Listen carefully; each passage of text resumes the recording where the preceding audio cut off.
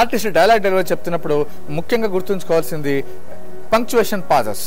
ఒక డైలాగ్ని ఎక్కడ కట్ చేయాలి, ఎక్కడ ఆపాలి, ఎక్కడ ఫుల్ స్టాప్ పెట్టున్నారు రైటర్, ఎక్కడ కామా పెట్టున్నారు, ఈ విషయాన్ని యాక్టర్ ఖచ్చితంగా గుర్తుంచుకోవాలి. ఎందుకంటే సమ్ టైమ్స్ మన వాయిస్ మనకు సెట్ కాకపోతే వేరే ఆర్టిస్ట్తో మనకు డబ్బింగ్ చెప్పించే అవకాశం ఉంటుంది.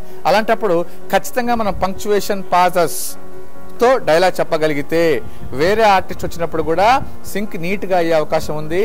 ఖచ్చితంగా ఆడియన్స్ కూడా అర్థమయ్యే అవకాశం ఉంటుంది. So dialogue delivery first key position ఏంటంటే పంక్చువేషన్ పాజెస్ ఇవ్వడం చాలా చాలా ఇంపార్టెంట్. సో ట్రైనింగ్లో కూడా మేము ఏం చేస్తామంటే పంక్చువేషన్ పాజెస్ లేకుండా ఒక పారాగ్రాఫ్ ఇవ్వడము, అది ఆర్టిస్ట్ సహజంగా ఎలా పంక్చువేషన్స్ ఇచ్చుకుంటూ ఎలా పాజెస్ ఇస్తూ డైలాగ్ కట్ చేసి మాకు తెలియజెప్తాడో చూస్తామన్నమాట.